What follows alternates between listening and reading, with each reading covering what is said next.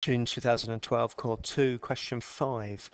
This is where it started getting interesting. It starts pretty basic, really. The length of an arc, this arc here, and there's a formula you should know. This isn't in the formula book, that the length is just r theta, when theta's in radians.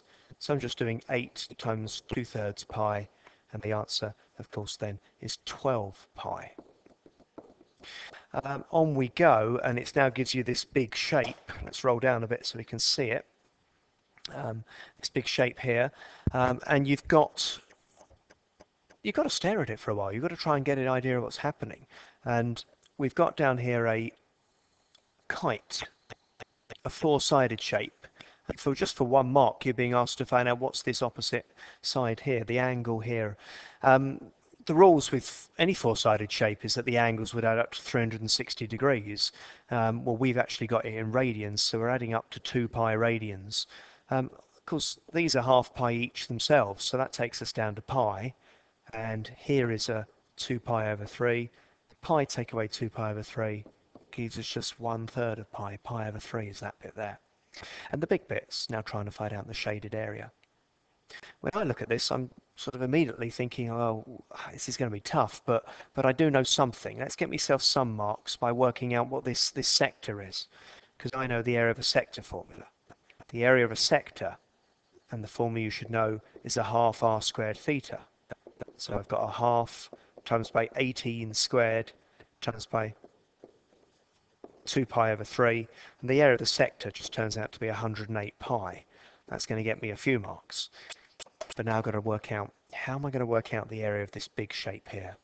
This big shape, this kite. And some people divided it across here. The issue being there, you've got two triangles to work out, and they're both being different, and that's going to be quite a lot of work. So the most successful students were the students that actually divided it straight down the middle.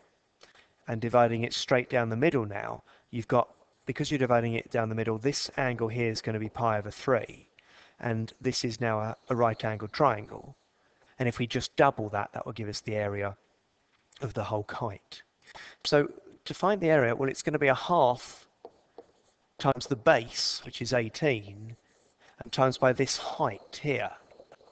And that there, we're going to have to work out in right-angled triangle mode.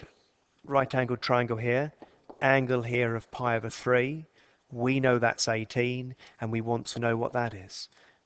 Old GCSE formulas would say that this is going to be a tan, that actually this is going to be the tan of 18. 18 times the tan of pi over 3.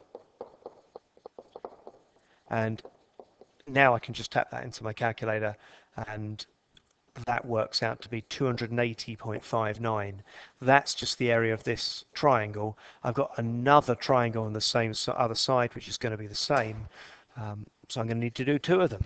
And so my area of my kite is actually 561.18. Then take off the area of my sector, and it's leaving me with 221.89. Let's just check the rounding of that. Oh, 3 significant figures. Always check my rounding at the end. So I've got 222 centimeters squared as my final answer. There's other ways to do it, lots of other ways of doing it, but that's probably the simplest. Mark scheme here, and I'll roll down slowly. Lots of examples, I said slowly, but lots of examples down the end there of how to do it. An examiner's report here, finding the area of the two triangles. It's proved to be discriminating. What that means is some people could do it, the good people could do it, and the others struggled.